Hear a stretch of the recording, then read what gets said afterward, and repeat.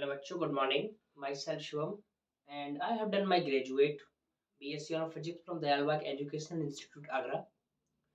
And I'm from Mathura, and I like teach physics, and I have a 2 year experience. So let us discuss about today gravitation.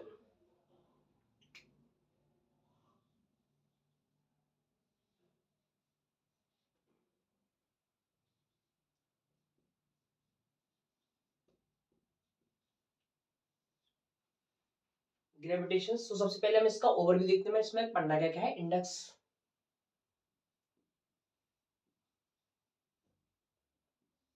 First law, second characteristics,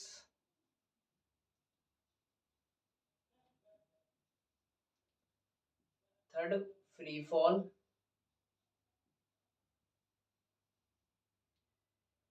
fourth gravity,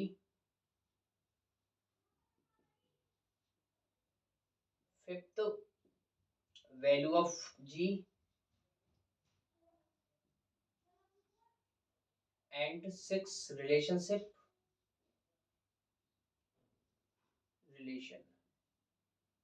GNG। तो अब सबसे पहले हम जानते हैं gravitation होता क्या है। तो ग्रेविटेशन, आप देख रहे हो कि जो सन के अराउंड जितने प्लेनेट मोशन कर रहे हैं वो सब ग्रेविटेशन का ही कारण है। ग्रेविटेशन ही उसका कॉज है। अब जरा देखिए ग्रेविटेशन है क्या। तो gravitation is a force between two bodies, masses bodies. Suppose कीजिए ग्रेविटेशन एक फोर्स है, यानी ग्रेविटेशन जो है हमें इस अर्थ से जो बांधे रखे है वह ग्रेविटेशन का फोर्स है। तो ग्रेविटेशन इसका फैक्ट्स देखिए, यानी कि हम इसका डेली लाइफ फैक्ट्स देखते हैं क्या है। तो आप सपोज कीजिए कि आप बहुत तेजी से दौड़ रहे हैं, दौड़ रहे हैं, दौड़ रहे हैं, दौड़ रहे हैं, लेकिन आप हवा में नहीं उड़ सकते, यानी कि स्काई में नहीं उड़ सकते। आप कितनी भी तेज दौड़ लीजिए, कितनी भी स्पीड से दौड़ लीजिए, लेकिन आप नहीं दौड़ सकते। यानी कि ये इसका एक फैक्ट्स है। तो यानी कि किसके कारण है, ये ग्रेविटेशन ही तो है। तो हमें ये इसके अपनी ओर खींच रहा है जो। अब एक फिजिकल एग्जांपल की बात करते हैं। आप सपोज कीजिए कि आपके पास एक टेनिस बॉल है और उसको आपने हवा में उछाला, यानी कि उसे ऊपर उछाला, तो एक हाइट पहुंचने के बाद वो नीचे ही आएगी। सिंपल सी बात है। तो जैसे कि मेरे पास एक ये मार्कर है और इसको मैं ऊपर उछालता हूं, तो जरा देखिए, इसको थ्रो करता हूं ऊपर की ओर, तो एक टाइम के बाद अपनी हाइट गेन करने के बाद ये नीचे आ रहा है, यानी कि इसको अर्थ अपने सेंटर की तरफ खींच रही है। यानी ये क्या है, ये किसका कारण है, ग्रेविटेशन। अब जरा देखते हैं कि ग्रेविटेशन लॉ क्या है, यानी कि यूनिवर्सल लॉ ऑफ ग्रेविटेशन। यानी कि इसको कैलकुलेट कैसे करें, इनके बीच में लगने वाला फोर्स कितना होगा, कैसे लग रहा है, तो इन सबको कैलकुलेट करने के लिए हम एक लॉ यूज करते हैं जिसका नाम है यूनिवर्सल लॉ ऑफ ग्रेविटेशन। तो देखिए लॉ, यानी कि यूनिवर्सल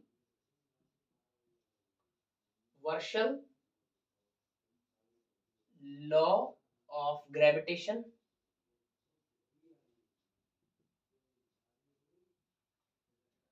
तो अब जरा देखिए, एक साइंटिस्ट हुए थे जिनका नाम था सर आइजैक न्यूटन। तो सर आइजैक न्यूटन ने एक नेम बनाया, एक लॉ दिया जिसको कहते हैं यूनिवर्सल लॉ ऑफ ग्रेविटेशन।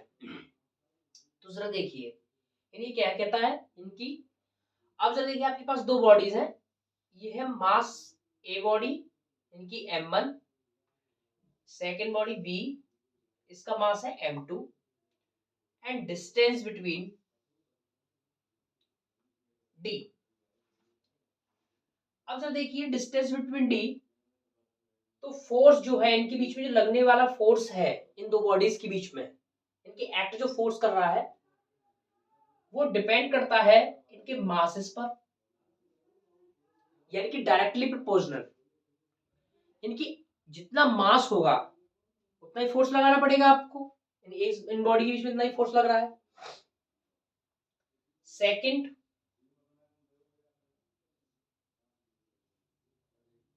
ये इनवर्सली प्रोपोर्शनल है डिस्टेंस के स्क्वायर के। तो यानी कि इनकी डिस्टेंस जितने ही रेंज बढ़ेगी डिस्टेंस की, उतना ही हमें कम फोर्स लगाना पड़ेगा, मतलब इतना ही कम फोर्स लगेगा इन दोनों के बीच में।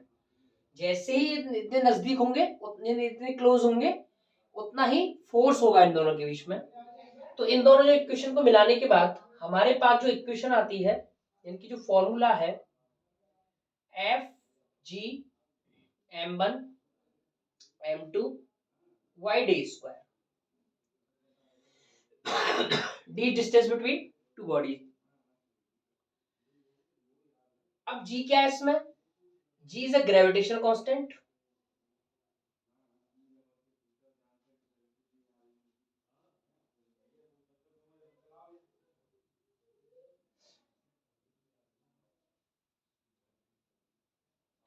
इसका जो वैल्यू होता है हमारा g का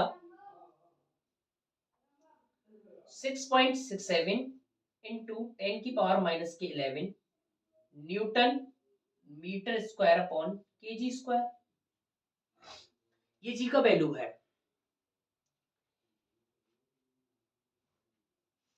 अब जब देखिए हम इसके ऊपर एक क्वेश्चन, सिंपल सा क्वेश्चन करते हैं, इनकी कैसे दो बॉडीज के बीच में कैसे कैलकुलेट करते हैं हम फोर्स।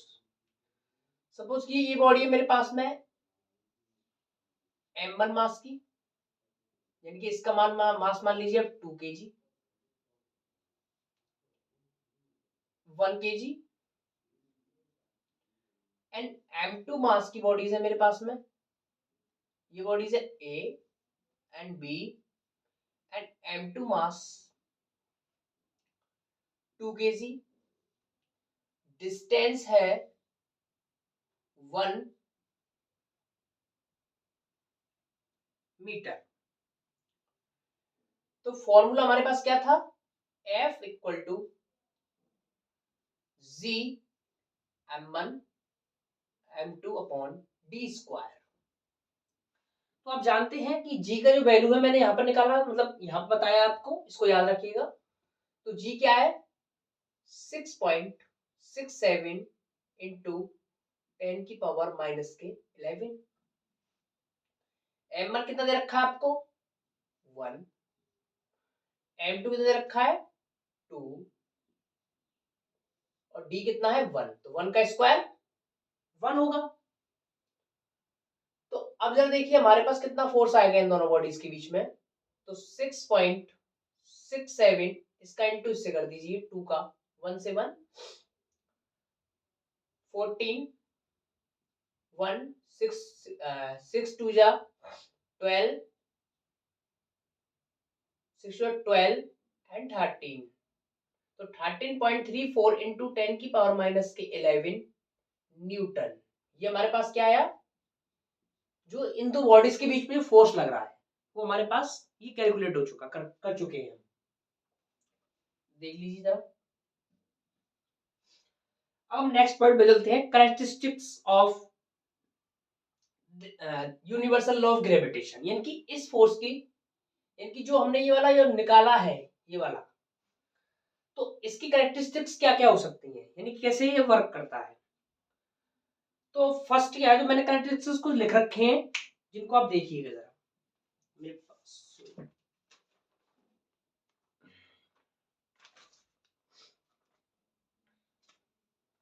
पहला है एल्वेज अट्रैक्टिव, सेकंड है इक्वल एंड अपोजिट, थर्ड है इंडिपेंडेंट ऑफ मीडियम, फोर्थ है long central line joining force, and it's a long range force, it is the nature में वीकेस्ट फोर्स। यानी कि ये हमारे पास कुछ कैरेक्टरिस्टिक्स है।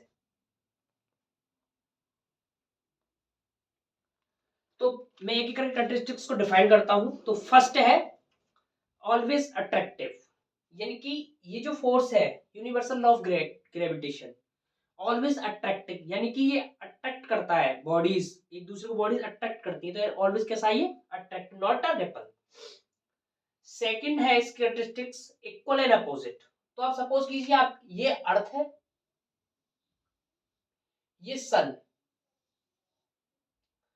तो अर्थ और सन इक्वल एंड अपोजिट फोर्स लगाते हैं एक दूसरे ऊपर, 10 की पावर 9 न्यूटन और 10 की पावर 9 न्यूटन।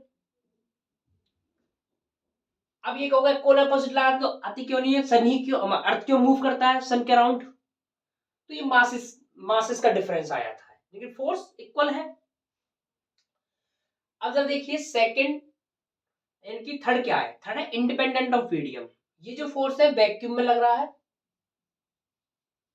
एयर है, यानी कोई भी मीडियम हो आपके पास एक्स वाई जेड, जैसे कि वाटर है, ग्लास है, एयर है, वैक्यूम है, अल्कोहल है, ईथर है, सब मीडियम है आपके पास में। तो इंडिपेंडेंट ऑफ मीडियम यानी मीडियम पे डिपेंड नहीं करता। तो फोर्स जितना आप वैक्यूम में कैलकुलेट कर रहे हो उतना ही किसमें कैलकुलेट कर पाओगे, ईथर में, अदर मीडियम्स में। आपके पास जो फोर्थ कैरेक्टरिस्टिक्स है, it's the acts on a line joining force, यानी कि ये सेंट्रल फोर्स होते हैं, यानी कि सेंटर, यानी कि जो दो बॉडीज है ये सेंटर में फोर्स लगता है, यानी कि इसके सेंटर से मेजर की जाती है डिस्टेंस, यानी फोर्स जो सेंट्रल फोर्स है। फिफ्थ प्रॉपर्टी इसकी, it's a long range force, यानी कि शॉर्टेस्ट फोर्स नहीं है, सन और अर्थ के बीच में लॉन्ग रेंज ही तो है, ये लॉन्ग रेंज फोर्स है। सिक्स्थ प्रॉपर्टी क्या है इसकी, सिक्स्थ कैरेक्टरिस्टिक्स क्या है, इट्स अ वीक फोर्स। तो नेचर ऑफ फोर फोर्सेस है, फोर में से एक ये फोर्सेस है हमारे पास में, जो कि क्या है, वीक फोर्स है। कैसा फोर्स है ये, वीक इन नेचर। तो नेचर में कैसा फोर्स है ये, वीक फोर्स है। अब जरा देखिए इसको हम समराइज करते हैं 1 मिनट में, जरा देखिए जरा। तो सबसे पहले हमने ग्रेविटेशन को देखा कि ग्रेविटेशन क्या है। तो ग्रेविटेशन इज एक फोर्स है जो हमें बांधे रखे हुए अर्थ से, यानी कि कांटेक्ट में रखे हुए है। जो सन के अराउंड प्लेनेट मूव कर रहे हैं, ये सब प्लेनेट मूव कर रहे हैं, ये सब क्या है, ग्रेविटेशन। फिर हमने सेकंड थिंग देखा यूनिवर्सल लॉ ऑफ ग्रेविटेशन, इसका जो फॉर्मूला हमारे पास में ये आया। इस फॉर्मूले के बाद हमने एक न्यूमेरिकल सॉल्व किया। ये टू बॉडीज है, M1 एंड M2। फिर इसके बाद हमने कैरेक्टरिस्टिक्स डिफाइन की। कैरेक्टरिस्टिक्स डिफाइन करने हमने क्या क्या किया कैरेक्टरिस्टिक्स में, कि always attractive, equal and opposite, independent of medium, it's the long range, weakest force in nature. ये हमारी कैरेक्टरिस्टिक्स थी। अब हम जो पढ़ेंगे वो हम पढ़ेंगे फ्री फॉल। तो फ्री फॉल होता क्या है उसको पढ़ के आइए और फिर कल इसके ऊपर डिस्कस करते हैं। Thank you.